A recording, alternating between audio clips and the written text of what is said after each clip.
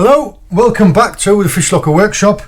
I'm going to really quickly show you something that we played with as kids and they are immense fun.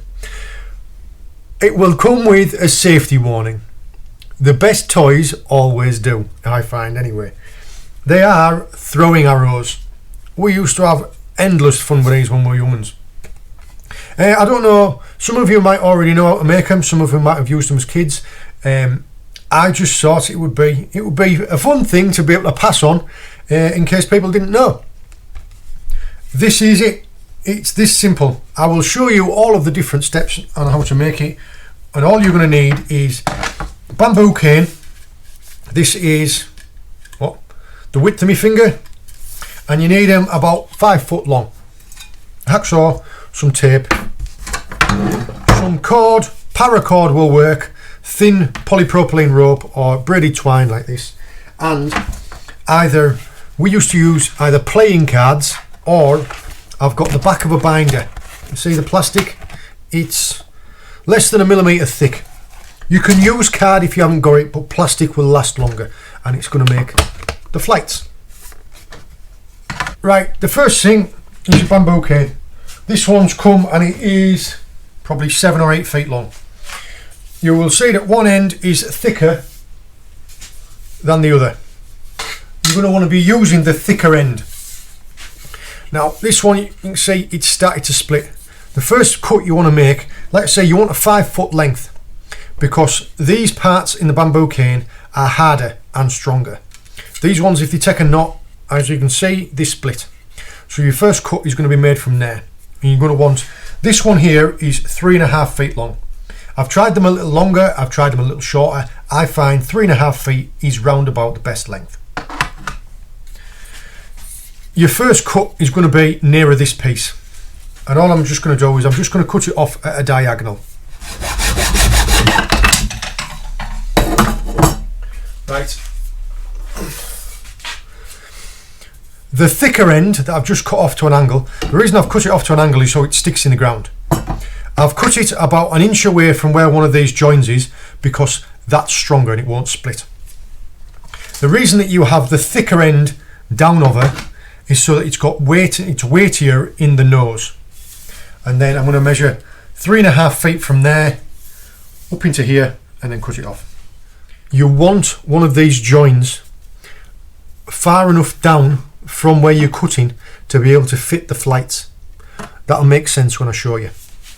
So this cut I'm going to make straight. So first thing I'm going to do is I'm going to wrap it up in a bit of tape so it doesn't split. If you wrap it up in a little piece of tape like that and cut on the tape, there's less chance of the bamboo cane splitting. What I'm going to do with this piece now is I'm going to take a Stanley knife and I'm going to split it 4 ways. I don't know how well you can see in there, but can you see how it's split perfectly 4 different ways? I'll move the camera so I can show you better. Right, I'm taking a Stanley knife blade and I'm literally going to find the perfect centre, and then you just gently push the blade down, and what it will do is it will split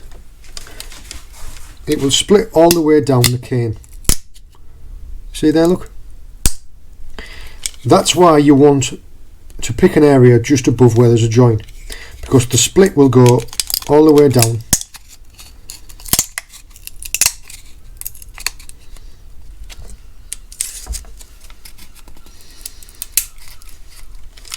There.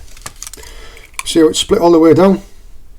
Now what you need to do is you're going to split it again, but the opposite way. So you've already split it like that, you're going to split it like that now. Now it's not life or death if they're not like exact, but they want to be at least close to being exact, because otherwise your flights won't be even.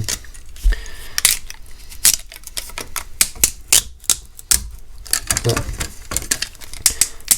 So I've split that down. I've split that bamboo cane now, look, 4 different ways. See? I'm going to wrap a little piece of tape around about here, and then I'm going to make the flights.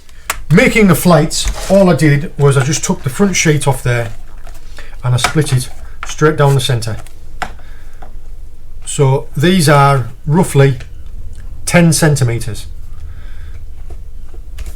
I'm going to make these other ones for this new arrow slightly smaller to see if it makes a difference. Instead of it being 10 centimetres, I might make them 7.5 or 8, just to see if it makes it any better. All I'll do is I'll get my ruler out, wherever I can find it. I'll draw up on here with my permanent marker and then carefully cut it with a Stanley knife. I've cut one piece and it's 7.5 centimetres. So instead of measuring another one and cutting it, all I would do is I'm just going to use the first one as a template.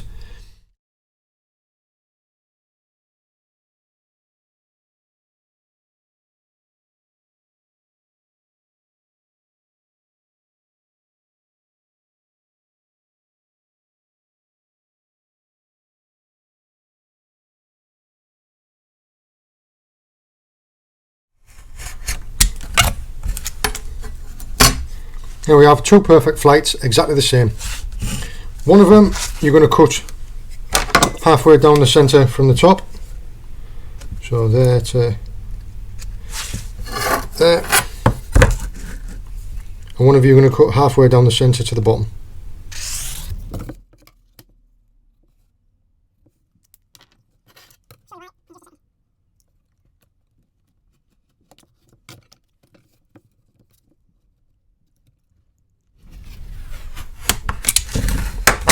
Right, the reason why you cut them like that is so that when you fit them together like this, you can slide together and make it a 4, just like that. Okay, I've got my two halves of my flights.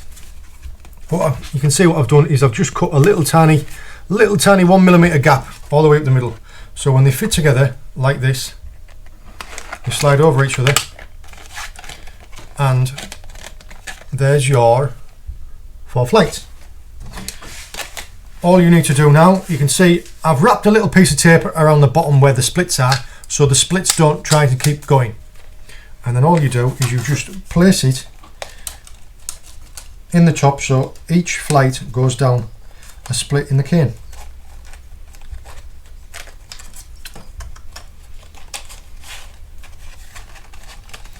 Now can you see how I'm doing it? Just push it down like that all the way until you get to the bottom. This is why they need to be even, so that the flights are even.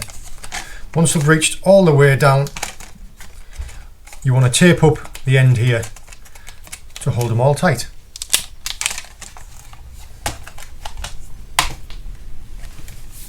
There you go, there's your flights locked in. Now they are not bad. You might need a little bit of tweaking, you might need to pull one or push one a little bit, but that's that. The next bit you're going to put into it is your notch there. Now it doesn't have to be massive, it just wants to be a good notch, wide enough for you to be able to fit your twine. Look, you can see there how deep I've cut. I've not even cut 1/3 of the way through. And what you can do is just by putting the two cuts in, if you put your blade in and twist it, there's your perfect notch. Now what you'll need is a piece of cord that is, this one is probably 4 feet long. Tie a good knot in one end. Literally, this is how easy it is. Put your cord on there like that with your knot nearly on it, wrap it round, and as you pull down with tension, it locks off into there. We'll take these out into the field now and give them a throw. Right, I've got 2 different ropes to show you the difference. One of them's a braided cord and the other one's just a cheap polypropylene. First arrow, like I said before, just lay it in the notch round the back and pull tight.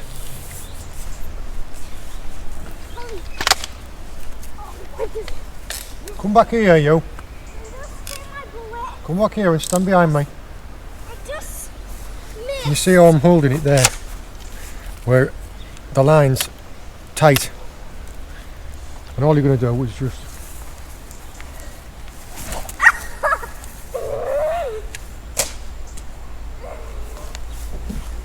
and if you've got a little helper like that to go and bring them back, it's even easier.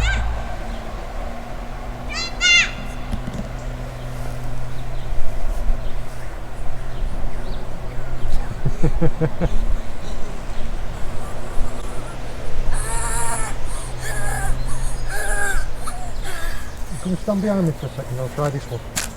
James, behind me.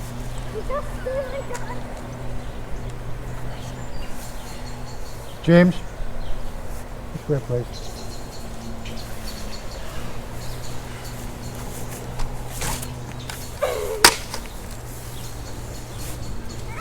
A little bit more behind that one. I think I'm going to have to go further back in the field. I'm going to pace that one out.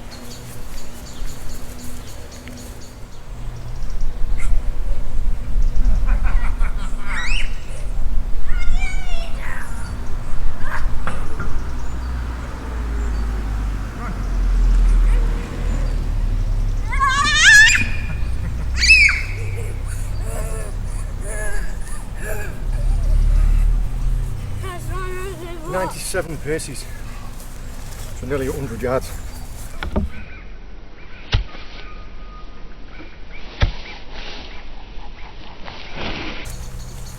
Oh! But stay there, come here, James. Ah! Oh no, that's in a tree that.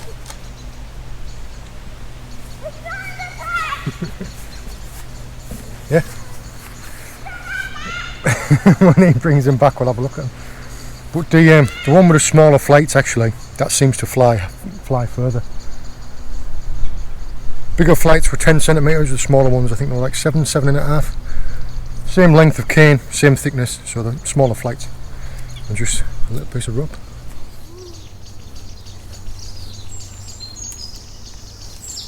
You stay over there. No, wrong way. Back that way. See that sideways on?